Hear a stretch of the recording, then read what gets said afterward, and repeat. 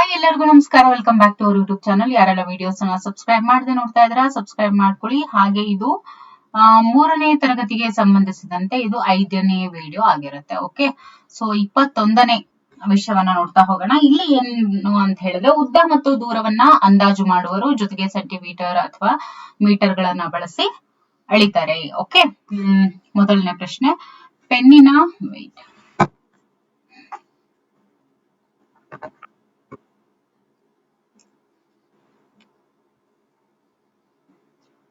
ಪೆನ್ನಿನ ಉದ್ದವನ್ನ ಅಳೆಯೋದಕ್ಕೆ ಬಳಸುವಂತಹ ಸೂಕ್ತ ಉಪಕರಣ ಯಾವುದು ಅಂತ ಕೇಳಿದ್ದಾರೆ. ನೋಡಿ, ಪೆನ್ನಿನ ಉದ್ದವನ್ನ ನೀವು ಸ್ಕೇಲ್ ಇಟ್ಕೊಂಡು ಅಳಿತಿರೋ, ತಕ್ಕಡಿ ಇಟ್ಕೊಂಡು ಅಳಿತಿರೋ, ಲೀಟರ್ ಇಟ್ಕೊಂಡು ಅಳಿತಿರೋ, ಅಥವಾ ಎಲ್ಲವನ್ನ. ಸರಿಯಾದಂತ ಆಯ್ಕೆ ಯಾವುದು? ಸ್ಕೇಲ್ ಇಟ್ಕೊಂಡು ಪೆನ್ನಿನ ಉದ್ದವನ್ನ ಅಳೆಯೋದಕ್ಕೆ ಬಳಸುವಂತ ಸೂಕ್ತ ಉಪಕರಣ. ಕೆಳಗಿನವುಗಳಲ್ಲಿ ಚಿಕ್ಕ ಅಳತೆ ಯಾವುದು ಅಂತ ಕೇಳಿದರೆ 200 ಮೀಟರ್, 300 ಸೆಂಟಿಮೀಟರ್, 100 ಸೆಂಟಿಮೀಟರ್, 100 ಮೀಟರ್ ಅಂತ ಇದೆ. ಸೊ ಸರಿಯಾದಂತ ಉತ್ತರ 100 ಸೆಂಟಿಮೀಟರ್. 1 ಮೀಟರ್ ಅಂದ್ರೆ ಎಷ್ಟು? ನೋಡಿ, 1 metre is equal to 100 centimetre. Okay, 1 metre is equal to 100 centimetre. So ಸರಿಯಾದಂತ ಆಯ್ಕೆ ಯಾವುದು? Option C, 100. Sorry, option B ಇದು. ಓಕೆ, 2 ಊರುಗಳ ನಡುವಿನ ದೂರವನ್ನ ಅಳೆಯೋದಕ್ಕೆ ಬಳಸುವಂತ ಸೂಕ್ತವಾದ ಅಳತೆಯ ಮಾನ ಯಾವುದು ಅಂತ ಹೇಳಿದ್ರೆ ಕಿಲೋಮೀಟರ್. ಇಲ್ಲಿಂದ ಊರಿಗೆ ಎಷ್ಟು ಕಿಲೋಮೀಟರ್ ಇದೆಯಪ್ಪ ಅಂತ ಮಾತಾಡ್ತೀವಲ್ವಾ. ಸೊ 5ನೇ ಪ್ರಶ್ನೆ, 5 ಕಿಲೋಮೀಟರ್ ಅಂತ ಅಂದ್ರೆ ಎಷ್ಟು ಮೀಟ್ರು? ನೋಡಿ, 1 metre is equal to 100 centimetre. ಹೌದಲ್ವಾ? ಇಲ್ಲಿ ಏನ್ ಕೇಳಿದರೆ 5 ಕಿಲೋಮೀಟರ್ ಈಸ್ ಈಕ್ವಲ್ ಟು ಎಷ್ಟು ಮೀಟರ್ ಅಂತ ಕೇಳಿದ್ದಾರೆ. ಸೊ ಎಷ್ಟು ಮೀಟರ್ ಆಗುತ್ತೆ? 1 metre, 1 kilometre is equal to 1000 metre. ಹೌದಲ್ವಾ? 1000 metre. 1 kilometre is equal to 1000 metre. So ಹಾಗಾದ್ರೆ ಇಲ್ಲಿ 5 ಕಿಲೋಮೀಟರ್ ಅಂತ ಅಂದ್ರೆ ಎಷ್ಟು ಮೀಟರ್ ಆಗುತ್ತೆ? ದಟ್ ಈಸ್ 5000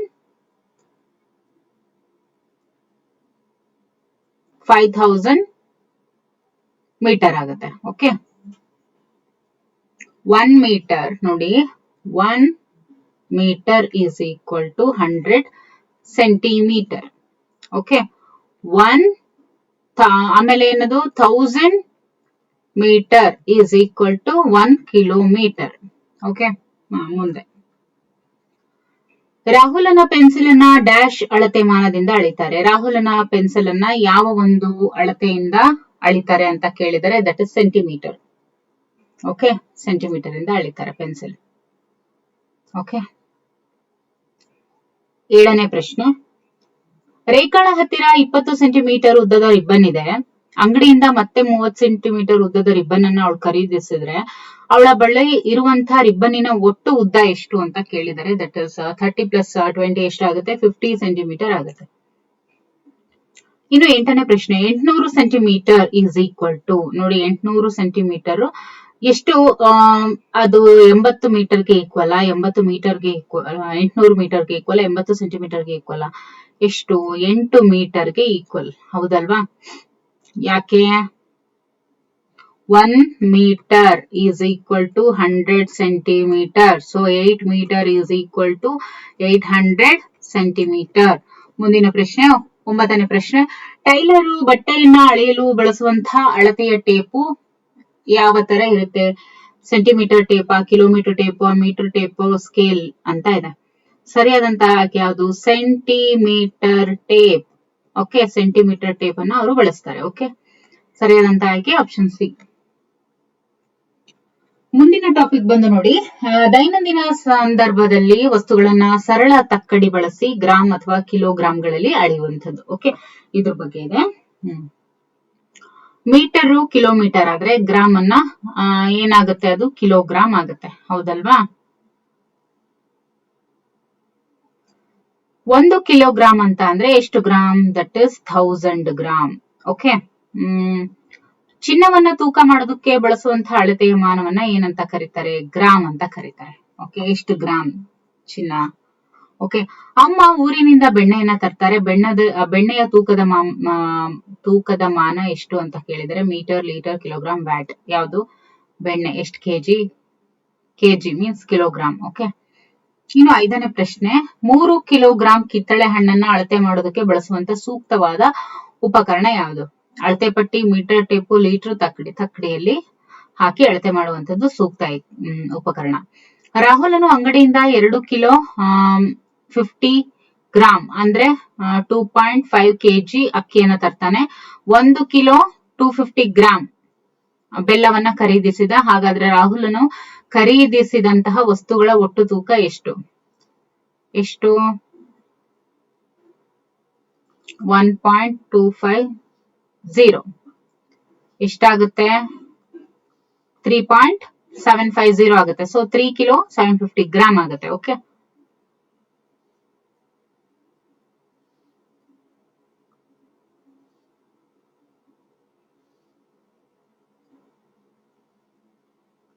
ಎರಡು ಕಿಲೋ 500 ಗ್ರಾಮ್ ಅಷ್ಟು ಅಕ್ಕಿಯನ್ನ ತಗೊಳ್ತಾನೆ. 1 ಕಿಲೋ 250 ಗ್ರಾಮ್ ನಷ್ಟು ಬೆಲ್ಲವನ್ನ ಖರೀದಿಸ್ತಾನೆ. 1.250. ಸೊ ಹಾಗಾದ್ರೆ ರಾಹುಲನು ಖರೀದಿಸಿದಂತಹ ವಸ್ತುಗಳ ಒಟ್ಟು ತೂಕ ಅಂತ ಕೇಳಿದ್ದಾರೆ. ಎಷ್ಟು? 3.750. ಹೌದಲ್ವಾ?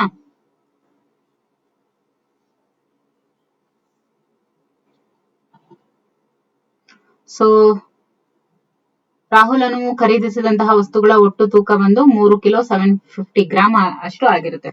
ಓಕೆ,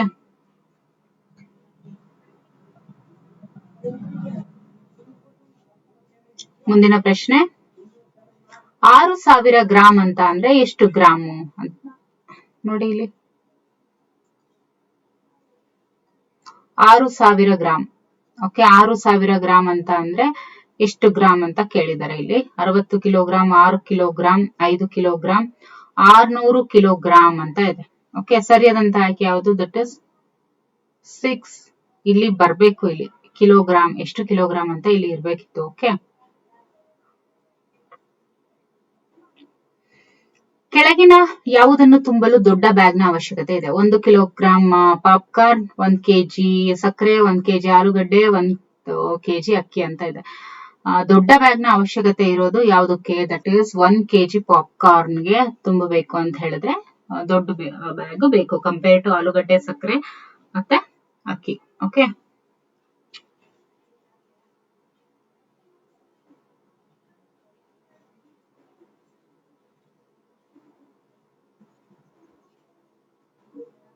ಮುಂದಿನ ಟಾಪಿಕ್ ಬಂದು ಲೀಟರು ಅಳತೆ ಮಾನದಲ್ಲಿ ಧಾರಕದ ಸಾಮರ್ಥ್ಯವನ್ನ ಅಂದಾಜಿಸುವರು ಮತ್ತು ಅಳೆಯುವರು.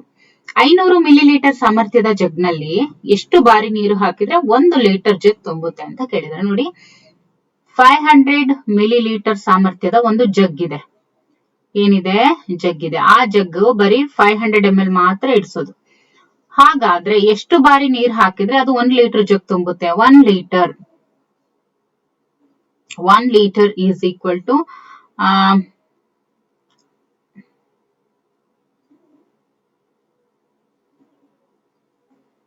ನೋಡಿ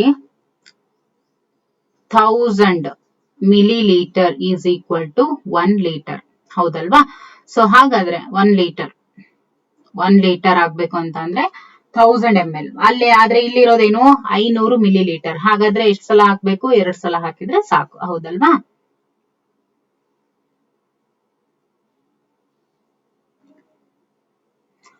ಚಿಂಟುಗೆ ಈ ಕೆಳಗಿನ ಅಳತೆ ಮಾನ ಬಳಸಿ ಕೆಮ್ಮಿನ ಸಿರಪ್ ಕುಡಿಸ್ಬೇಕು. ಯಾವುದು? Millilitre, litre, millilitre, millimetre, litre, metre ಅಂತ ಇದೆ. ಚಿಂಟುಗೆ ಈ ಕೆಳಗಿನ ಅಳತೆ ಮಾನ ಬಳಸಿ ಕೆಮ್ಮಿನ ಸಿರಪ್ ಅನ್ನ ಕುಡಿಸ್ಬೇಕು ಅಂತ ಇದೆ. ಯಾವ್ದನ್ನ ಬಳಸಬೇಕು? Millilitre means ml. ಓಕೆ, ಇಲ್ಲಿ ನೋಡಿ ಈ ಒಂದು ಖಾಲಿ ಪ್ಲೇಸ್, ಈ ಒಂದು ಖಾಲಿ ಪ್ಲೇಸ್ ಎರಡನ್ನೂ ಸೇರಿದ್ರೆ 400 ಮಿಲಿಲೀಟರ್ ಆಗುತ್ತೆ. ಹಾಗಾದ್ರೆ ಈ ಚಿಹ್ನೆ ಏನಿದೆಯಲ್ಲ ಈ ಬಾಕ್ಸ್ ಅಲ್ಲಿ ಬರಿಬೇಕಾದಂತಹ ಅಳತೆ ಎಷ್ಟು? ನೋಡಿ ಇಲ್ಲಿ 200, ಇಲ್ಲೂ 200, ಎರಡು ಸೇರಿದ್ರೆ 400. ಸೊ ಹಾಗಾದ್ರೆ ಇಲ್ಲಿ ಬರಿಬೇಕಾದದ್ದೇನು? 200 ಮಿಲಿಲೀಟರ್. ಸೊ ಸರಿಯಾದಂತ ಆಯ್ಕೆ ಆಪ್ಷನ್ ಸಿ. ಕೆಳಗಿನವುಗಳಲ್ಲಿ ಯಾವುದು ಹೆಚ್ಚು ನೀರು ಹಿಡಿದು ಇಟ್ಕೊಳ್ಳುತ್ತೆ ಅಂತ ಕೇಳಿದ್ದಾರೆ. ಬಕೆಟು, ಚಮಚ, ಲೋಟ, ಜಗ್. ಯಾವುದು? ಬಕೆಟ್.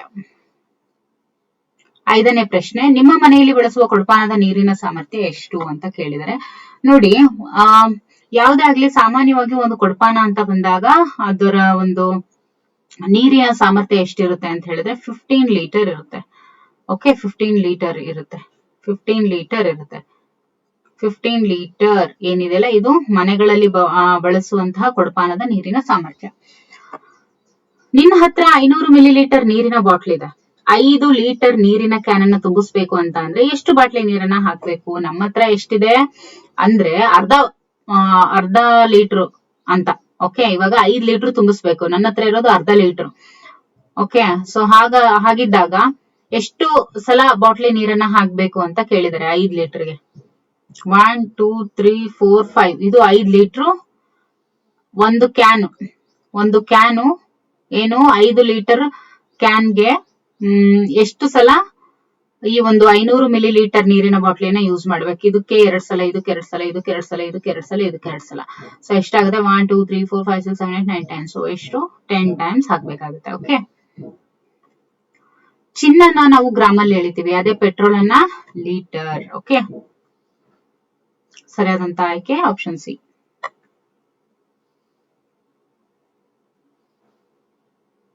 24ನೇ ಟಾಪಿಕ್ ಬಂದು ಘಟನೆಗಳು ತೆಗೆದುಕೊಳ್ಳುವಂತಹ ಕಾಲಾವಧಿ, ದಿನ, ತಿಂಗಳು, ಗಂಟೆಗಳನ್ನ ಆಧರಿಸಿ ಕ್ರಮಾನುಗತವಾಗಿ ಜೋಡಿಸ್ತಾರೆ ಮಕ್ಕಳು. ಸೊ ಇವುಗಳಲ್ಲಿ ಅತಿ ಹೆಚ್ಚು ಸಮಯ ತೆಗೆದುಕೊಳ್ಳುವಂತಹ ಚಟುವಟಿಕೆ ಯಾವುದು ಅಂತ ಕೇಳಿದ್ದಾರೆ. ಯಾವುದು ಜಾಸ್ತಿ ಸಮಯ ತೆಗೆದುಕೊಳ್ಳುವಂಥದ್ದು? ಚಿತ್ರ ಬಿಡಿಸೋದ, ತರಕಾರಿ ಬೆಳೆಯೋದಾ, ಭತ್ತ ನಾಟಿ ಮಾಡೋದಾ? ಯಾವುದು? That is option C. ಯಾವುದು? ಮನೆ ಕಟ್ಟೋದು. ಕಡಿಮೆ ಸಮಯ ತೆಗೆದುಕೊಳ್ಳುವಂತಹ ಕೆಲಸದಿಂದ ಹೆಚ್ಚು ಸಮಯ ತೆಗೆದುಕೊಳ್ಳುವಂತಹ ಕೆಲಸ ಬರುವಂತೆ ಕ್ರಮವಾಗಿ ಜೋಡಿಸಿ. ಅಂದ್ರೆ ಫಸ್ಟ್ ಕಡಿಮೆದು, ಆಮೇಲೆ ಹೆಚ್ಚು ಸಮಯ, ಮತ್ತೆ ಕಡಿಮೆ, ಮತ್ತೆ ಹೆಚ್ಚು, ಮತ್ತೆ ಕಡಿಮೆ, ಮತ್ತೆ ಹೆಚ್ಚು, ಈ ತರ ಕ್ರಮವಾಗಿ ಜೋಡಿಸ್ಬೇಕು. ನೀರು ಕುಡಿಯುವುದು, ಊಟ ಮಾಡುವುದು, ಆಟ ಆಡುವುದು, ನಿದ್ರೆ ಮಾಡುವುದು ಅಂತ ಇದೆ. ನೋಡಿ, ಕಡಿಮೆ ಸಮಯ ಫಸ್ಟ್ ಯಾವುದು ತೆಗೆದುಕೊಳ್ಳೋದು? ಫಸ್ಟ್ ನೀರ್ ಕುಡಿಯೋದು ಏನ್ ಮಾಡ್ತೀವಿ? ಕಡಿಮೆ ಸಮಯ. ಅದರ ನಂತರ ಯಾವುದು? ಊಟ ಮಾಡೋದಾ, ಆಟ ಆಡೋದಾ, ನಿದ್ರೆ ಮಾಡೋದಾ? ಅದ್ರ ನಂತರ ಯಾವುದು ಅಂತ ಹೇಳಿದ್ರೆ ದಟ್ ಈಸ್ ಊಟ ಮಾಡೋದು. ಓಕೆ, ಫಸ್ಟ್ ನೀರ್ ಕುಡಿಯೋದು ಸಮಯ ಕಮ್ಮಿ ತಗೊಳುತ್ತೆ, ಅದಕ್ಕಿಂತ ಜಾಸ್ತಿ ತಗೊಳ್ಳೋದು ಊಟ ಮಾಡೋದು, ಅದಕ್ಕಿಂತ ಜಾಸ್ತಿ ತಗೊಳ್ಳೋದು ಆಟ, ಅದಾದ್ಮೇಲೆ ನಿದ್ರೆ. ಸೊ ಸರಿಯಾದಂತ ಉತ್ತರ ಇ. ಇವುಗಳಲ್ಲಿ ದೊಡ್ಡದು ಯಾವುದು ಅಂತ ಕೇಳಿದ್ರೆ ಗಂಟೆ, ವಾರ, ದಿನ, ತಿಂಗಳು ಅಂತ ಇದೆ. ಸರಿಯಾದಂತ ಆಯ್ಕೆ ದಟ್ ಇಸ್ ತಿಂಗಳು. ಇವುಗಳಲ್ಲಿ ಚಿಕ್ಕದು ಯಾವುದು? ಗಂಟೆ. ಓಕೆ, ನಮ್ಮ ವಯಸ್ಸನ್ನ ಇದರಲ್ಲಿ ಹೇಳಿದ್ದಾರೆ. ಯಾವ್ದ್ರಲ್ಲಿ? ವರ್ಷಗಳಲ್ಲಿ. ಈ ಕೆಳಕಂಡ ಘಟನೆಗಳಲ್ಲಿ ಅತಿ ಕಡಿಮೆ ಸಮಯ ತೆಗೆದುಕೊಳ್ಳುವಂತಹ ಚಟುವಟಿಕೆ ಯಾವುದು? ಅತಿ ಕಡಿಮೆ ಸಮಯ ತೆಗೆದುಕೊಳ್ಳುವಂತಹ ಚಟುವಟಿಕೆ ದಟ್ ಇಸ್ ನೀರು ಕುಡಿಯೋದು. ಈ ಕೆಳಗಂಡ ಘಟನೆಗಳಲ್ಲಿ ಅತಿ ಹೆಚ್ಚು ಸಮಯ ತೆಗೆದುಕೊಳ್ಳುವಂತಹ ಚಟುವಟಿಕೆ ಯಾವುದು? ರಾತ್ರಿ ನಿದ್ದೆ ಮಾಡೋದು. ಓಕೆ, ಇನ್ನು 8ನೇ ಪ್ರಶ್ನೆ, ಈ ಕೆಳಕಂಡ ಘಟನೆಗಳಲ್ಲಿ ಅತಿ ಕಡಿಮೆ ಸಮಯದಿಂದ ಹೆಚ್ಚು ಸಮಯ ತೆಗೆದುಕೊಳ್ಳುವಂತಹ ಘಟನೆಗಳನ್ನ ಕ್ರಮವಾಗಿ ಬರೆಯಿರಿ ಅಂತ ಇದೆ. ಫಸ್ಟ್ ಅತಿ ಕಡಿಮೆ ಸಮಯ ಯಾವ್ದಿದೆ? ಇಲ್ಲಿ ಅರ್ಧ ಗಂಟೆ ಇದೆ, ಹೌದಲ್ವಾ? ಆಮೇಲೆ ಕಡಿಮೆಯಿಂದ ಹೆಚ್ಚು ಹೋಗ್ಬೇಕು, ಇದಕ್ಕಿಂತ ಜಾಸ್ತಿ ಟೈಮು 4ನೇದು, ಅದಕ್ಕಿಂತ ಜಾಸ್ತಿ ಟೈಮು 2ನೇದು, ಅದಕ್ಕಿಂತ ಜಾಸ್ತಿ ಟೈಮು 1ನೇದು, 3 4 2 1 ಎಲ್ಲಿದೆ? ಇಲ್ಲಿದೆ. ಸೊ ಸರಿಯಾದಂತ ಆಯ್ಕೆ ಯಾವುದು? Option B is the right answer. Okay, ಮುಂದಿನ ಟಾಪಿಕ್ ನೋಡೋಣ. ಮುಂದಿನ ಟಾಪಿಕ್ ಬಂದು ಕ್ಯಾಲೆಂಡರ್ ಅಲ್ಲಿ ನಿರ್ದಿಷ್ಟ ದಿನಾಂಕ ಮತ್ತು ವಾರಗಳನ್ನ ಗುರುತಿಸ್ತಾ ಹೋಗ್ತಾರೆ ಮಕ್ಕಳು. ಇಲ್ಲಿ ಜೂನ್ ಮಂತ್ ಎಂದು 2023 ಕೊಟ್ಟಿದ್ದಾರೆ. ಈ ಕ್ಯಾಲೆಂಡರ್ ನಲ್ಲಿರುವಂತಹ ತಿಂಗಳು ಯಾವುದು? That is June. ಈ ತಿಂಗಳಿನಲ್ಲಿರುವಂತಹ ಸೋಮವಾರಗಳ ಸಂಖ್ಯೆ ಅಂತ ಕೇಳಿದರೆ, ಸೋಮವಾರ ಎಲ್ಲಿದೆ ನೋಡಿ? ಇಲ್ಲಿದೆ. 1 2 3 4 ಎಷ್ಟಿದೆ? 1 2 3 4. ಸೊ ಸಂಖ್ಯೆ ಎಷ್ಟು? 4.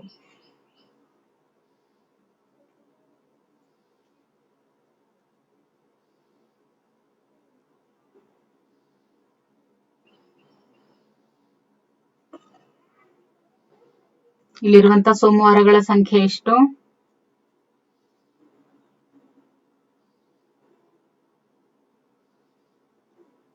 4. ಜೊತೆಗೆ ತಿಂಗಳು ಒಂದು ದಟ್ ಇಸ್ ಜೂನ್. ಓಕೆ,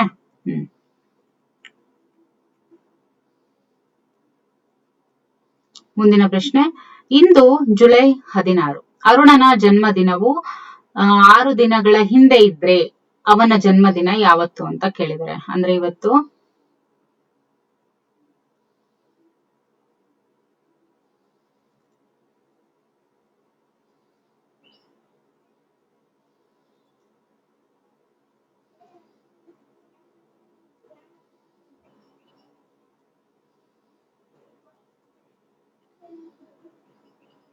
ನೋಡಿ, ಇದು ಜೂನ್ 16 ಆಗ್ಬೇಕು. ಓಕೆ,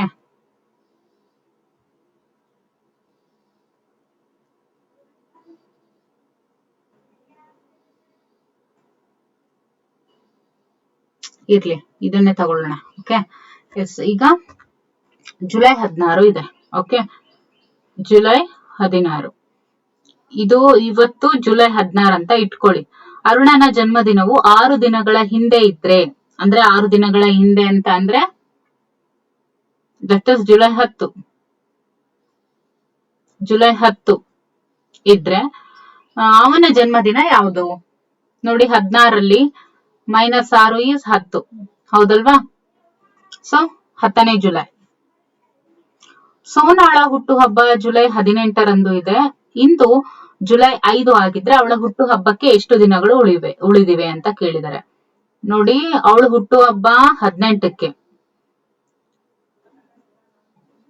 ಇವತ್ತು ಜುಲೈ 5. ಓಕೆ, ಇವತ್ತೆಷ್ಟು? ಜುಲೈ 5. ಹಾಗಾದ್ರೆ ಅವಳ ಹುಟ್ಟುಹಬ್ಬಕ್ಕೆ ಎಷ್ಟು ದಿನ ಉಳಿದಿದೆ ಅಂತ ಕೇಳಿದ್ದಾರೆ, ಹೌದಲ್ವಾ? ಇವತ್ತೆಷ್ಟು ಡೇಟು? ಇವತ್ತು ಪ್ರೆಸೆಂಟ್ ಈಸ್ ಜುಲೈ 5. ಅವಳು ಹುಟ್ಟುಹಬ್ಬ ಇರೋದು 18ನೇ ತಾರೀಕು. ಓಕೆ, ಸೊ ಎಷ್ಟಾಗುತ್ತೆ? 8 + 5 ಎಷ್ಟಾಗುತ್ತೆ? 13, ಹೌದಲ್ವಾ? ಸೊ ಸರಿಯಾದಂತ ಆಯ್ಕೆ 13. ಇಂದು ಜುಲೈ 20ರ ಶನಿವಾರ. ಇವತ್ತೆಷ್ಟು ಡೇಟು? ಪ್ರೆಸೆಂಟ್. ಇವತ್ತೆಷ್ಟು? ಜುಲೈ 20. ಮುಂದಿನ ಶನಿವಾರದಂದು ರಾಜೇಶ್ ಮತ್ತು ಅಮಿತ್ ಇಬ್ರು ಕೂಡ ಚಲನಚಿತ್ರವನ್ನ ವೀಕ್ಷಿಸಲು ಹೋಗೋದಕ್ಕೆ ಯೋಚಿಸ್ತಾ ಇದ್ರು. ಅವರು ಯೋಚಿಸಿರುವಂತಹ ಶನಿವಾರದ ದಿನಾಂಕ ಯಾವ್ದಾಗಿರುತ್ತೆ ಅಂತ ಕೇಳಿದ್ದಾರೆ. ನೋಡಿ, ನಾವಿಲ್ಲಿ ಏನ್ ಮಾಡ್ಬೇಕು? ಶನಿವಾರ ಅಂದ್ರೆ ಮುಂದಿನ ಶನಿವಾರ ಅಂತ ಕೇಳಿದ್ದಾರೆ. ಓಕೆ, ಮುಂದಿನ ಶನಿವಾರ ಅಂತ ಕೇಳಿರೋದ್ರಿಂದ ಇಲ್ಲಿ ನಾವು ಆಡ್ ಮಾಡ್ತಾ ಹೋಗ್ಬೇಕು. ಓಕೆ, 20ರ ಶನಿವಾರ ಇವತ್ತಲ್ವಾ? ಇನ್ನು ಎಷ್ಟು ಆಡ್ ಮಾಡ್ಬೇಕು? 20ಕ್ಕೆ ಎಷ್ಟು ಆಡ್ ಮಾಡ್ಬೇಕು? ಪ್ಲಸ್ ಎಷ್ಟು ಆಡ್ ಮಾಡ್ಬೇಕು? 7 ಆಡ್ ಮಾಡ್ಬೇಕಾ? 8 ಆಡ್ ಮಾಡ್ಬೇಕಾ?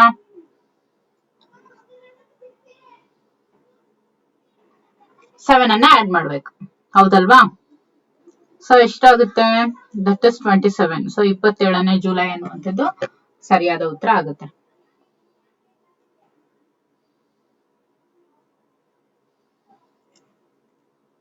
ಮುಂದಿನ ಪ್ರಶ್ನೆ, ಇಲ್ಲಿ ನೋಡಿ, ಮೇ ತಿಂಗಳು ಕೊಟ್ಟಿದ್ದಾರೆ. ಓಕೆ, ಈ ಕ್ಯಾಲೆಂಡರ್ ನೋಡಿ ಪ್ರಶ್ನೆಗಳಿಗೆ ಉತ್ತರಿಸೋಣ ಅಂತ ಇದೆ. ಮೇ ಮಂತ್ 2024 ಕೊಟ್ಟಿದ್ದಾರೆ. ಈ ತಿಂಗಳಿನಲ್ಲಿ ಬರುವಂತಹ ಒಟ್ಟು ದಿನಗಳು ಎಷ್ಟು? 31. ಓಕೆ, 31. ಈ ಸಾಲಿನಲ್ಲಿ ಮೇ 29ರಂದು ಶಾಲೆಗಳು ಪುನರಾರಂಭವಾಗಿದ್ದಾವೆ. ಹಾಗಾದ್ರೆ ಅದು ಯಾವ ವಾರ? ಅಂದ್ರೆ ಈ ಸಾಲಿನಲ್ಲಿ ಮೇ 29ಕ್ಕೆ ಶಾಲೆಗಳು ಪುನರ್ ಆರಂಭ ಆಗಿದ್ದಾವೆ. ಹಾಗಾದ್ರೆ ಅದು ಬುಧವಾರ. ಓಕೆ, ಇಲ್ಲಿ ಮೇ ತಿಂಗಳ ಕ್ಯಾಲೆಂಡರ್ ನೀಡಲಾಗಿದೆ. ಇದರ ಮುಂದಿನ ತಿಂಗಳು ಯಾವುದು? ಮೇ, ಜೂನ್ 2024. ಇನ್ನು 9ನೇ ಪ್ರಶ್ನೆ, 16/5/2024 16/5/2024 ಯಾವ ದಿನವಾಗಿದೆ ಅಂತ ಕೇಳಿದರೆ 16 ಯಾವುದು? ದಟ್ ಇಸ್ ಟ್ಯೂಸ್ಡೇ ಅಲ್ವಾ? ಮಂಗಳವಾರ. ವೇಟ್ ಅಲ್ಲಿ ಯಾವುದು? 16 ಅಲ್ವಾ ಇರೋದು? ಇಲ್ಲಿ ನೋಡಿ, 2 ಟಿ. ಇದು ಟ್ಯೂಸ್ಡೇ, ಇದು ಥರ್ಸ್ಡೇ. ಸೊ ಯಾವುದು? ಥರ್ಸ್ಡೇ, ಗುರುವಾರ. ಯಾವುದು? ಯಾವ ದಿನವಾಗಿದೆ? ಗುರುವಾರವಾಗಿದೆ. ಓಕೆ, 9ನೇದು ಆಪ್ಷನ್ ಬಿ, ಗುರುವಾರವಾಗಿದೆ. ಈ ತಿಂಗಳು ಯಾವ ದಿನದಂದು ಕೊನೆಗೊಳ್ಳುತ್ತದೆ? ನೋಡಿ, ಯಾವ ದಿನದಂದು ಕೊನೆಗೊಳ್ತಾ ಇದೆ? ಅದು 31 ಇದೆ. ಯಾವ್ದದು? That is Friday. ಓಕೆ, ಶುಕ್ರವಾರ. ಓಕೆ, ಸೊ ಮುಂದಿನ ಒಂದು ವಿಡಿಯೋನಲ್ಲಿ ನಾವು 26ನೇ ಟಾಪಿಕ್ ಇಂದ ಸ್ಟಾರ್ಟ್ ಮಾಡೋಣ. Okay, thank you for watching.